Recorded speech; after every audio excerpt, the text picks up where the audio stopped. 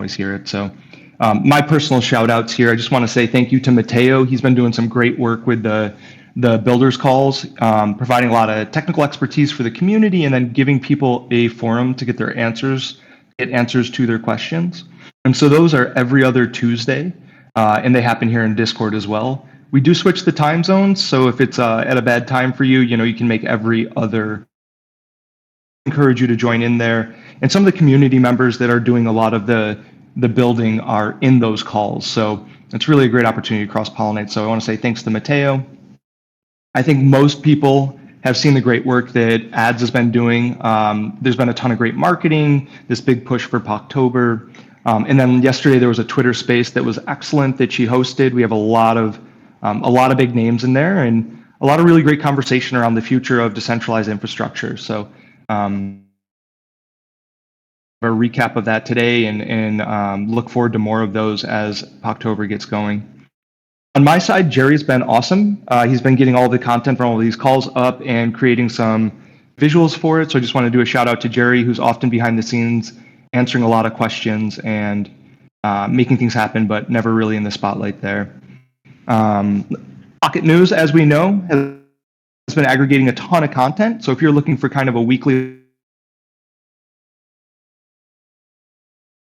call these days, we'll get you all of that kind of breakdown of what happened.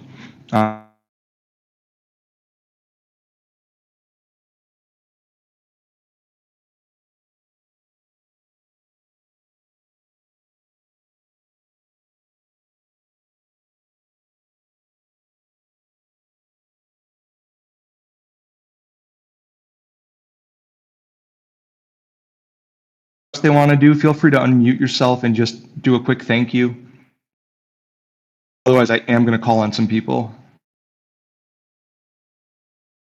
You stole my shout out. I was going to shout out to Jinx as well because I was sending him over requests at last minute and late thoughts and tweaks, and he rose to every single one of them and was so flexible around everything else he does. So just to reiterate that shout out. Yes, thank you. Anybody else have a shout out they want to do? Yeah, I'm happy to. I thought Harry just closed his socket for the IBC integration. I thought he did an excellent example of his updates. They were fun, interesting, comprehensive throughout. Obviously, that's no longer needed because of the move to integrate with WorldKit and Celestia. But I think, yeah, he did a great job. And also, I guess that's an extended shout out to protocol team for their research, Mateo too, for delivering what they do and actually ultimately coming out what seems like a really exciting new opportunity for everyone. I guess we'll discuss this on this call. And yeah, the other one that just came up for me was just constantly when things happen or go wrong, I think two of the most helpful and reactive people in the community have often been Shane and there's also Ramiro from Community Dashboard, kind of work, questions, analytics, even bit problems with testnet last week. They seem super active. There's plenty of people I'm missing here, but yeah, just kind of special shout out to them that particularly been front of mind the last week. Yeah, I was going to say a good few words about Ramiro as well. He's been really helpful with all of my data needs personally. So yeah, very helpful community member to have, and the whole Pocket Scan team as well, of course. Thank you both. Yeah, I mean, I really appreciate you guys giving the shout outs. And this is a great opportunity to surface the work that other people are doing that you haven't heard about. So if anything along those lines is interesting to you, now you know people that are working on it. So if you're thinking about opening a socket or interested in that, my DMs are open always, and you can feel free to reach out to other community members to start figuring out ways that you can contribute together. So yeah, I hope that we can take this forward, and next week people will think about who's been making their lives easier doing these shout outs. So thank you, everybody. Cool. So I just want to go through some announcements, things that people may not have noticed. So there were a couple DAO proposals that closed in the last 2 days, PEP64 and PIP31. So PEP64 passed. That means Pocket News is going to get some funding for the work that they've been doing for us for a long time now. So congratulations. We're really excited to have you on board. And PIP31 failed, but only by 1 vote. So I think there's going to be some further discussions of that we can put up for proposal again and see if maybe maybe we can work through some of the hesitations of why people denied them. So I will do another announcement next week, but pay attention to the snapshots. That way y'all can get your votes in. And then pops and sockets. So I just want to do a quick overview on what sockets are. Jack had this great post on, I'll refer people to that, but I just want people to really take away that a socket is supposed to be a permissionless way for any community member to do work that needs to get done. And just a reminder that the foundation is a small team. And if you are like, there are things that need to happen but aren't getting done, it's likely not that we don't know it, it's that we don't have the bandwidth for it. So this is a great opportunity for you to step up, step in, and make some of those things happen. So here's kind of the overview of it. Again, we are probably going to approve the socket if it meets all of these requirements. And then our role at the foundation is to review it at the end of the period and say, did this deliver value? And if so, we can keep it open and keep it running. And if it doesn't deliver value, then we can leave some feedback and say, hey, it's not meeting our needs for these reasons. If you want to open another one and try again, we can figure that out too. But again, the point is it's permissionless. So anybody here has the ability to go in and open a socket. The POPs, on the other hand, are a little bit more like an RFP, which is a request for proposal. And that's where we know we have a need and we probably have a bit bigger budget spend, such as the website rebuild, that we want to get people to do a more formal bidding process on so we can find the right team to do that. And so we do have a POP right now for the website rebuild. We got 11 submissions for that, which I think is awesome. I think it's one of our most submitted to POPs. And I just want to encourage people to continue to submit to those. Even if they didn't win this one, we have a lot of them coming up and definitely need community support for these. So again, if you have any questions, you can DM me, I'll point you to the right spot, or any of our mods can do a great job of pointing you to what you need to know. All right, about the sockets. Cool, so here's some announcements. I do want to say that, oh, yes. Yeah, probably there is an issue with your screen sharing. No one has seen the slides. Oh, no, thank you. I will share. I appreciate that. Okay, how about now?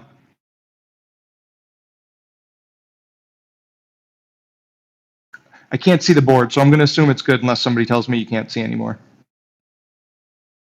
Okay, so again, these were the announcements, just saying, great, thank you. So pops and sockets. Here's the sockets thing I just went over, and then announcements. On the 4th, the Rat Pocket Bridge is live. The day after that, we're going to have a community call. In that community call, we're going to discuss some of the DAO governance changes, and we'll also talk about some of the Rat Pocket changes as well. Shortly after that, on the 9th, we have the Uniswap pool. And then on the 11th, we have our POKToberfest Twitter space, which more information will be coming out shortly from Ads and Dermot on what that's going to entail. On the 12th, the DAO incentives do go live for Rat Pocket, and we're also going to have another community call. I think on the 12th, we'll have a special guest for that one as well. So I'll make an announcement in the Discord probably next week about that. And then requests for help. Just want to do another open forum here. If anybody has any needs right now, it's a great time to unmute, say you're looking for help around any topic, and for people to be able to DM you and get any help. So if anybody has any requests, anything they need help with now, feel free to unmute.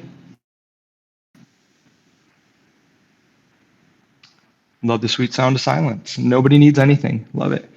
Cool. Well, that's going to bring us into the meat of our call today. So we're going to move over to the I don't mean to cut in real quick, but when you're talking about like submitting for sockets and everything, do you have a template or anything specific guidelines, detailed guidelines that you could share for submitting for a socket? Yeah, absolutely. I will drop a link into the community chat and Discord after this, which is going to give you basically this sockets category has guidelines, and then on the forum you'll see a bunch of other sockets that have been opened and approved. So if you're looking for the template that works, they are meant to be pretty lightweight. So you can go in and read through a couple of them, and I think you'll be able to piece it together really quickly. Thank you. And whose voice is that? I'm sorry. Yeah, this is Patrick, the Mac struggler with you. Oh, great. Appreciate it. Cool. Yeah, I'll make sure you get a DM to point you to this. Great, thank you. Cool. All right. Cool. So without further ado, I'm going to pass it over to Ads to give us a POKTober update. Hey guys, yeah, I just realized also that there was a glaring oversight in my shout outs. I don't know if it's the purpose of shout outs, it probably isn't, but just a shout out to everybody that liked, reshared, commented, trolled those guys from Lava that tried to take over our Masari thread. Just in general, I think over the course of the last week, like the strength of the community when everyone mobilizes behind something has been mind blowing, and it's really exciting. I think it's going to be a key part as we try to let people know what it is that we're doing and why we are a project that is worth taking notice of. Like, why are we the most important, under discussed protocol in crypto? So apologies for the oversight, and thank you to everybody who saw those and supported. There's going to be more coming. So we are a little bit behind on the schedule that I shared, largely because we've been trying to figure out, things like visual language, and we're kind of as we move forward, these things become easier, and future campaigns will be a little bit more predictable. But yeah, there are some very strong visual assets that have been coming together. The threads will start rolling out. The first one will drop after this call, or shortly after this call. I probably need about half an hour. There are a number of others that will be coming out. I'll make sure I share those in the chat, in Telegram and in Discord, so that people can see them and hopefully get behind them. And I know the POKTober Army will reshare them there as well. The Twitter space yesterday for me was really, really awesome. And it was a really awesome proof of concept that is something that will be powerful for our brand as we look to kind of raise our profile and communicate the fact that we are a tier 1 project that is worth taking note of. Unfortunately, we got rugged by Elon. So it was supposed to be recording. According to some of my marketing communities, this happens at the moment. Going forward, Pocket News has nicely stepped up and said that they will make sure that there is a backup recording of every space. So we will not get rugged again. Apologies to anyone who wanted to hear that content. I will be posting a TLDR, but obviously it's nowhere near as interesting as being able to hear it firsthand. But we learn, we move forward. A space on the week commencing the 9th. That should have an amazing lineup. Jack and Ben are pulling together some really exciting looking spaces to talk about specific governance topics, like personhood is the first one that's coming up. So please do keep an eye out for those. And the recordings will in future be available afterwards, even if we have to upload them ourselves. The only kind of other major point, actually there's probably two. One is that we are announcing a website POP decision today. That hasn't been announced yet, just because of the volume of awesome proposals. It's been really great to see that mix of community insiders and also completely external people kind of getting excited about the project and putting their best foot forward. So there will be news about that, and then I'm personally really excited about what they can bring to the website. For me, like, a website is a large part of their kind of the tangible expression of the brand. Like, it's the best foot that we put forward, to mix analogies. So it'll be amazing to have that looking as good as it should do. And then the final one is, in addition to liking, commenting, resharing as I drop content into Telegram and Discord, we will be putting out a call to action at the start of next month, to ask people to share why they love this project and this community, why they're bullish on Pocket. That will be a call to arms that will start the month of POKTober. We'd love anybody that is willing to share a point of view, to be thinking about what you want to say, so that you are forewarned. We're also going out to influential people in our networks, people that have supported the project in the past, and looking in sharing their thoughts and their beliefs. So that will be a lot of the focus, once Wrap Pocket launches. So up until that, Wrap Pocket will be the primary focus. After that, there will be more of this commentary. And then we are looking to gear up to an event that I will be sharing more on over the next few days. If not, then early next week in November. That will be the next focal event, and we'll just keep pushing. None of these is supposed to be a silver bullet. Everything is supposed to just drive us forward and keep building that momentum. Appreciate the support of everyone in the community as we do that. So, any questions? Does anybody want to ask me anything?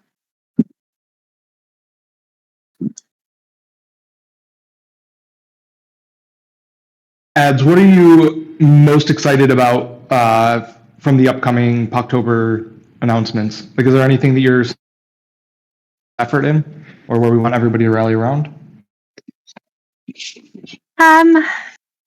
Good question. I mean, for me, I really want to. I think of this as kind of waves coming into the shore, and they build in sets, and then you wait for the next set. In this set of waves, building up towards Wrap Pocket, I really want to make sure that we hit peak excitement right before launch of Wrap Pocket. So there will be a thread around the roadmap.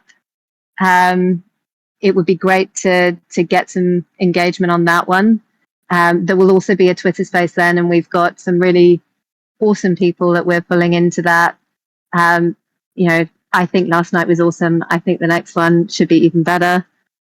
So it would be great maybe just to highlight those, I guess, as being like the crest of the wave right before the incentive open.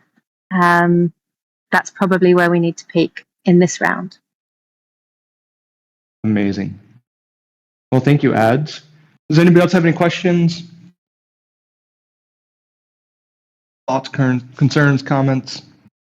Okay, Ads, thank you so much for the update. Really appreciate you jumping in here, and obviously really excited about all of the new initiatives and marketing that you're doing.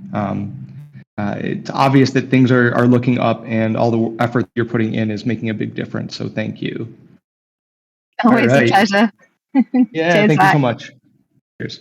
All right, well, this brings us to the meat and the potatoes of the conversation today. So we're going to jump on over to the Shannon update. I know there was some news this week that there were some pretty strong conversations around. So I wanted to take this as an opportunity to pass the mic to Olshansky, our head of protocol, who's been thinking about this deeply. And Olshansky, if you're here, if you want to unmute and jump in, I'd love to hear from you, like maybe a little overview of what you were thinking, and maybe we can open the discussion with the community to get people's thoughts and feelings and answer some of the questions. Sure. Thanks for the answer, Zach.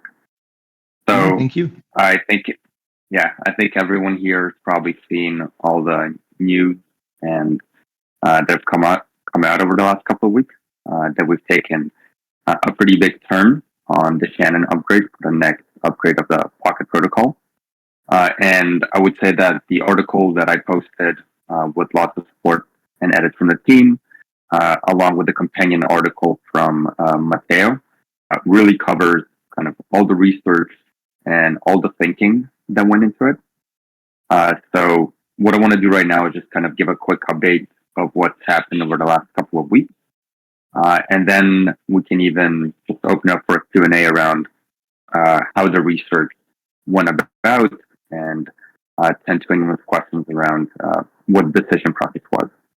But in terms of an update, given all the changes and given all the research, where we are right now is aiming to release a testnet by the end of the year, using Rollups and Celestia as a data availability layer.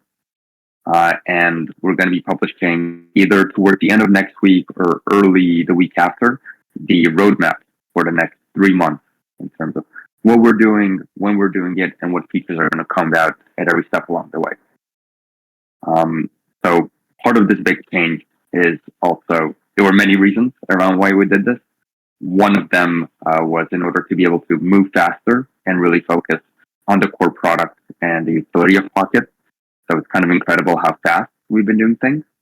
To give everyone an example, we've been hacking away and prototyping what we call the POKTober Alpha repo, and we're only 2 weeks into it, and we already have a proof of concept of relaying WebSockets through the relayer into the protocol, which is something that I know we've been talking about in the ecosystem for a few years now. Now it's a proof of concept, but the fact that in less than 2 weeks we got that merged into our, I think, is really a big achievement by the protocol team, because they've been really working late night over the last 2 weeks to make sure we're set up for the next quarter.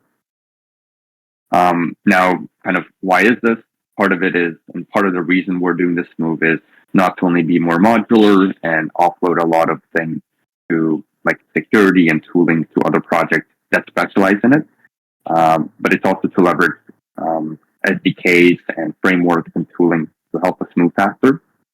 But the other piece is, we've been working on the V1 repo for the Shannon upgrade for almost 1.5 years now.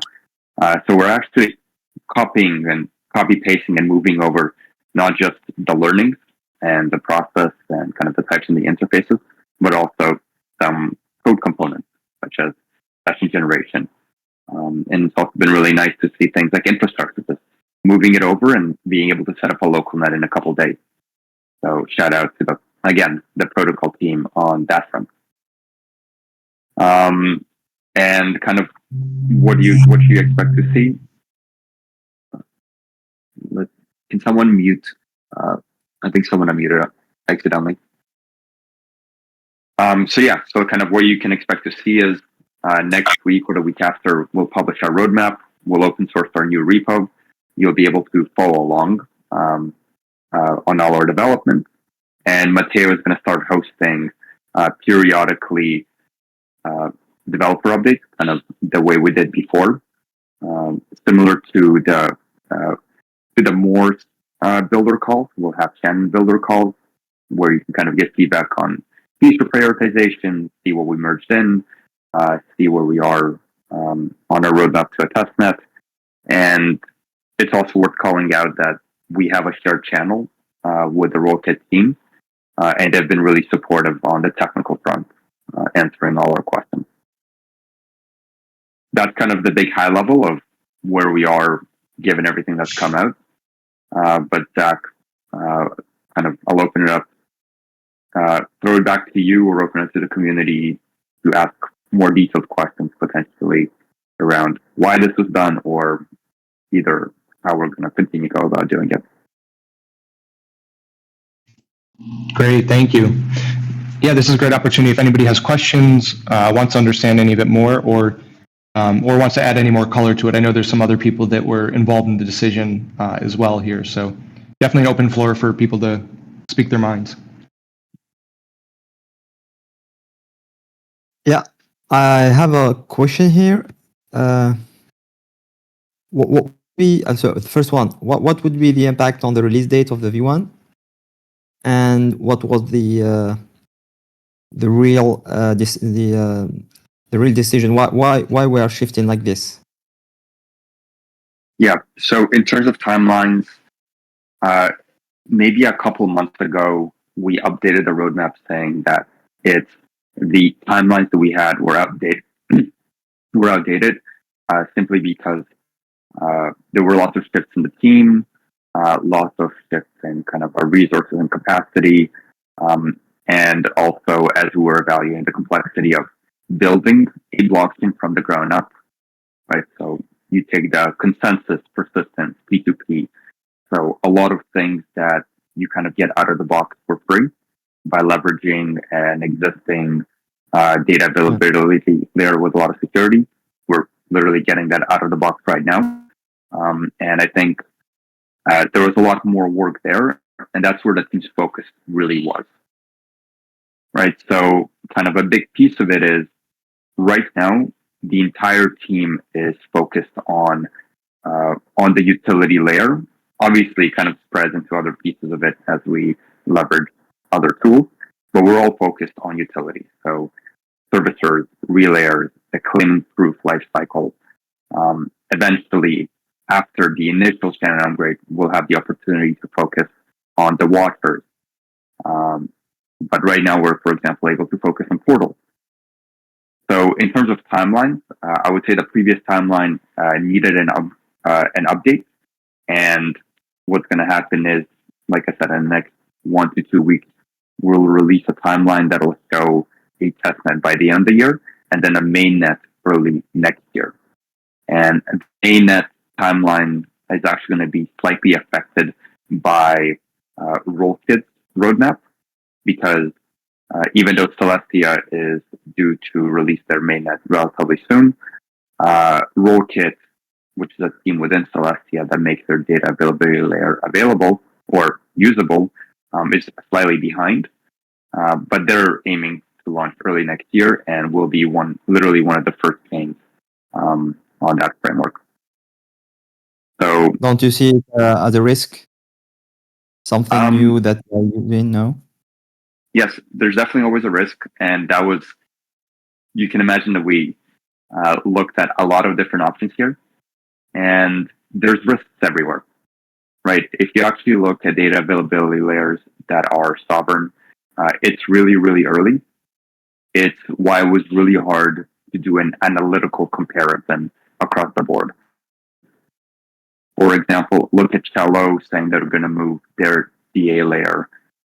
Look at Cello saying they're going to move their DA layer to Eigenlayer. Eigenlayer is way behind Celestia and way behind Rollups. Yet you have these big L1s having the same thing. Now, of course, we needed backup plans, and that's why we actually went with Rollups, right? If, for example, we find out that we can't be a rollup, but we need to remain as an L1, the Rollups SDK is ABCI compliant. So we can always just fall back to being a Cosmos chain, to being an L1 chain that uses the Cosmos SDK, and still get a lot of things for free, like get IBC integration for free, which through things like Explorer gives us CPM.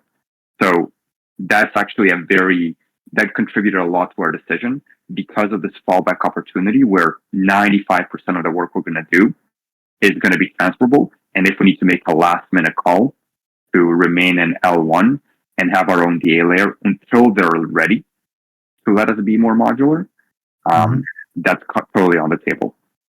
Whereas if we had gone with another sovereign rollup SDK, which is potentially a little more immature and doesn't have that fallback, that would be a lot more risk that we'd have to take. Okay. Just a question here. Did you consider substrate from Polkadot, something like that exists for at least 5 years now?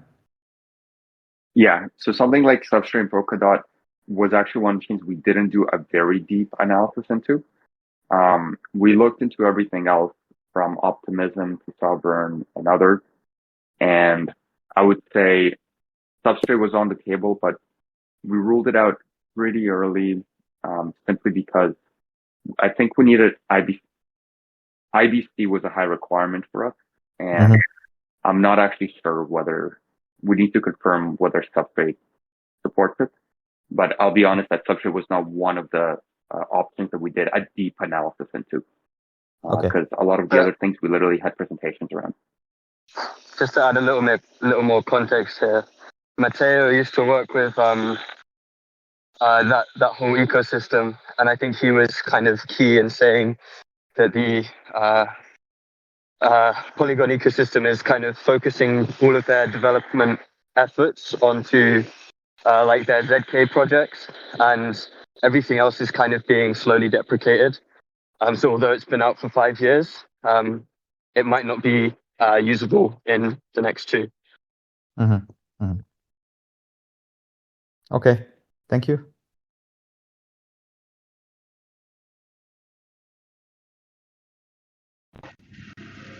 Yeah, thanks for the great questions, and for jumping in, Harry, as well.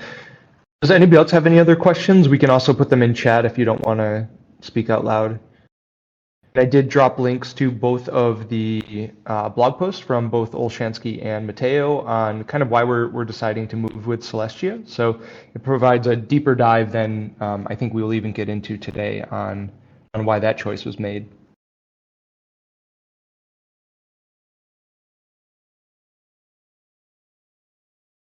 There's always these moments of awkward silence where you're waiting for somebody to unmute, but nobody ever does.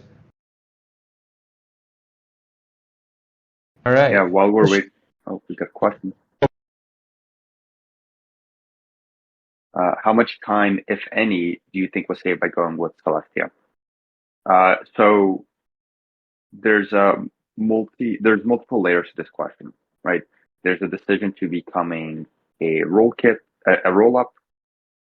Then there's the decision of once, if you want to be a roll-up, like do you want to be what's called an enshrined roll-up, which is just a fancy way for saying a smart contract, or do you want to be a sovereign roll-up?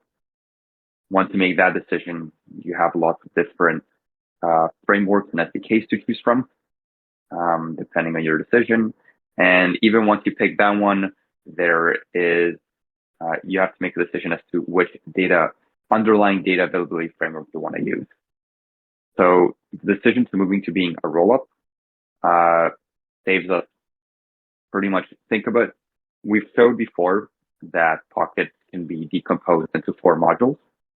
Right? Utility, consensus, P2P, and persistence. And on the persistence, P2P, and consensus, we're probably saving like 80% of the work. So how much time are we saving? I would say we're cutting down the amount of work that we need to do by at least 75 to 80%, plus minus a couple percent as an error margin. So that's how much we're saving. And in terms of going with Celestia, they've been, it's important to note that even though we're going with a framework that's being built by the Celestia team, they are still going to build adapters for other data availability layers. So RollKit will still eventually enable us to use EigenDA or Bitcoin DA or other DAs that may come about for our data availability. Another interesting component, I mean, I hope that answered the question. I'm just going to riff off of that to provide some more context. But not only are we going to have a modular decision to move our data availability from one place to another, of course, any migration takes time. But then once our business logic is implemented, we can also move that from one potential DA framework to another. Right. So the idea is to have a very modular utility layer that really hones in on Pocket utility, focus on making servicers as efficient and as featureful as possible, right? Build portals and portal tokenomics, right? Build portals and portal tokenomics into the protocol, which is something we've been wanting to do for a long time. Really bring quality of service on chain, which is a huge can of worms. And there's going to be a lot of discussion, a lot of research that we're going to do on this in the future. The very first piece of it is in the V1 specification, but bringing it into the protocol is a lot more work than just outlining what we want to build. So what this move lets us do is after the Shannon upgrade, which we'll be releasing the full feature list for it in the next couple of weeks, we'll be able to very, very quickly iterate on more features once it's live. So Shannon is just the first big step, and there will be other smaller ones afterwards. And that was just, hopefully that extra context was useful as well.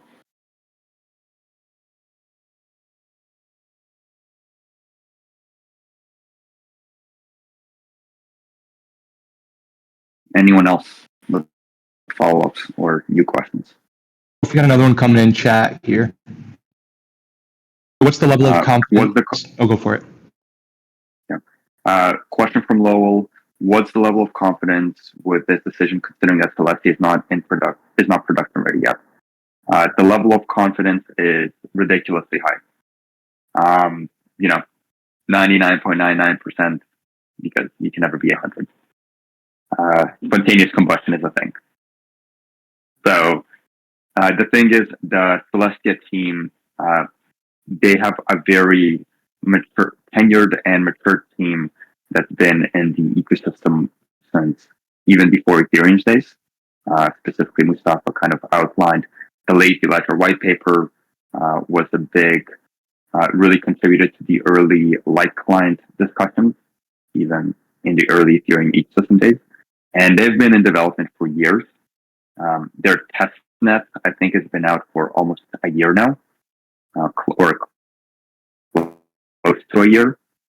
We have spoken, and I personally have spoken to their entire leadership team. We're closely working with the Rollkit team in a shared Slack channel. Everything is open source. You know, you go look at their code, you pull it, you can see that things are legitimately working, rather than just kind of them looking. So just given the seniority and the tenure of the team, given the talent of the team, given that there's a lot of other chains. If you went to the modular summit this past summer, there's a lot of other chains already in their testnet as well. So we're not just the first ones there.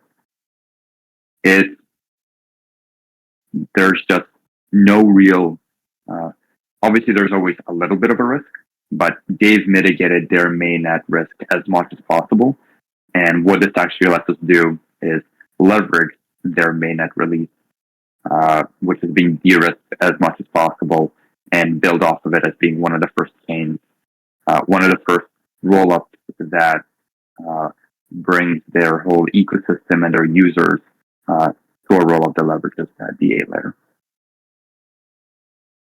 But TLDR extremely low, as de-risked as possible.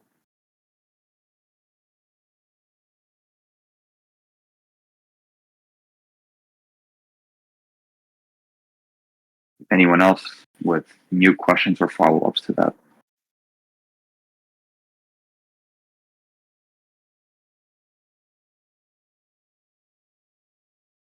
Awesome. Maybe I'll jump in. Hey, it's Dermot. Well, Shansky, I think there's an often common or many common misconceptions about the ecosystem benefits of, say, being on obviously Ethereum L1, Arbitrum, Optimism, Superchain, and so on and so forth, versus the alternative being on a roll-up, say, elsewhere. And this is obviously comes out in the research that you wrote, as well as some of the public comms. But actually, I think there's a common misconception. People just assume that if you build an EVM ecosystem, say we were to build a kind of an OP fork, which was actually part of the initial thinking in the research, right? That we would get all of the benefits of the liquidity available in those ecosystems, as well as all the DAO infra and all the kind of other things we're talking about. But actually, that's obviously not the case. I think that could be interesting just to kind of flesh out for people. And you mentioned the importance of IBC and what that looks like in terms of once you have a world-class bridge, what you can do with that and kind of what that means for the future of, I guess, the POKT token as well. For sure. Great question. So obviously, Interop being as a protocol that lives and breathes by the thesis of a multi-chain future, interoperability is very important. And one of the things that we were doing with the Shannon upgrade is building our own. This is led by Harry's H5 Live Socket, is building IBC integration. And at least in the short and midterm, the biggest reasons why Pocket needs interoperability, and this is my perspective from what I've seen and understand, but I am sure there will be many others in the future, is liquidity and kind of custody of Pocket, right? So it's most of Pocket's utility happens off-chain, and then the protocol kind of brings what's necessary on-chain. But DeFi, liquidity, custody of tokens, that's the biggest piece where we really need interoperability with other protocols, as well as all the DAO tooling. Yeah, exactly. That comes along with that. Nice. Yeah. So DeFi and DAO tooling are the two big ones in the short term. And we really need to enable that both on the EVM side and the IBC side. Now, when we started the research, Actually, this is like, I don't think this was mentioned in any of the articles.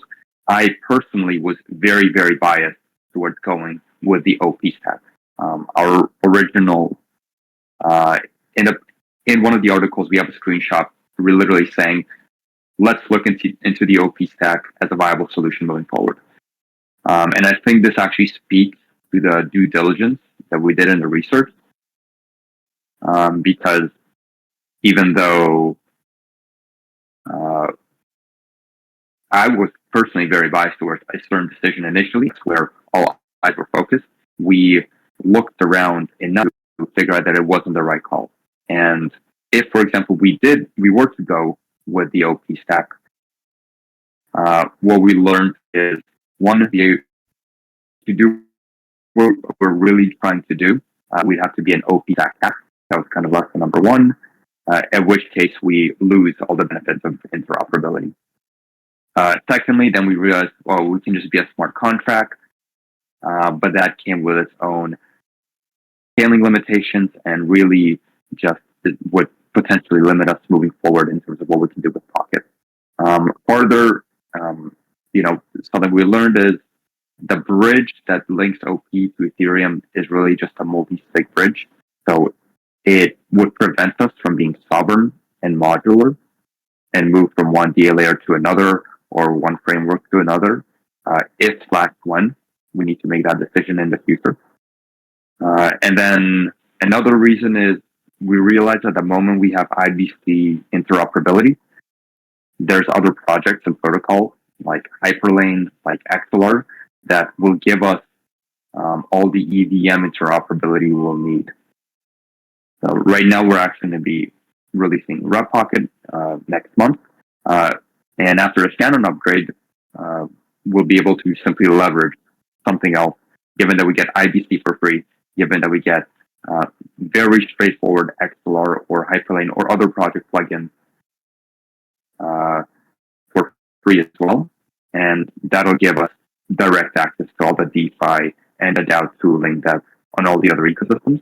And again, let us continue really innovating on Pocket's utility, bringing servicers on-chain, bringing relays on-chain, bringing quality of service on-chain, bringing all of those things on-chain that no other protocols are doing, and do that as fast as possible and as well as possible. And really not just flourish in Pocket's ecosystem, but in an operable manner as well. So Dermot, let me know if I use OP at the OP stack as a specific example here. But let me know if that answers your question. Yeah, that's a great answer. I think it's not an obvious binary. As you said, we can get all these additional benefits, but still access liquidity, amazing new ops, like DAO ops stuff that we're going to get with Rat Pocket immediately. But have the option to do that on Arbitrum, Optimism, whatever chain, Polygon that we see fit because of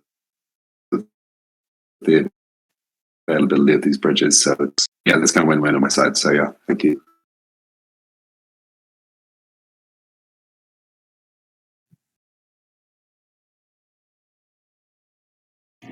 Any other questions? Feels like we've had quite a bit of chatter here. If anybody else has any other thoughts, definitely now's the opportunity to do it. Yeah. And while we're waiting for another mute question or a follow-up, just worth calling out that Shannon was probably one of the most brilliant minds of the 20th century.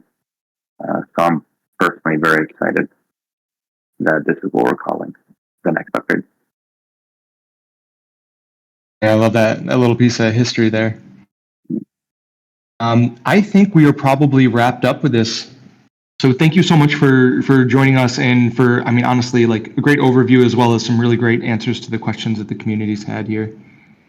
If anybody has any other final pieces, Olshansky, Harry, anybody else who's working on the upgrade, please feel free to chime in now. Otherwise, I think we've got maybe general Q&A left if anybody has any thoughts. Otherwise, I think we can wrap this up a little early and give people a little time back. Okay. Well, thank you, everybody. Really appreciate you all showing up today and really appreciate the people that took the time to answer questions and present some updates. We do have another community call next Thursday. We'll get that on the calendar soon. Yeah, really excited for everybody. Again, if you have any questions, concerns, need any answers to your questions, we have a really great community and mods here, so feel free to drop them in the community chat. And as always, our DMs are open, although we prefer the questions in the public so everybody can get those answers. Okay, everybody. Thank you so much for your time today. Looking forward to seeing you all next week. Thank you. Bye-bye. Thanks, everybody. Thanks. Bye. Thanks, guys.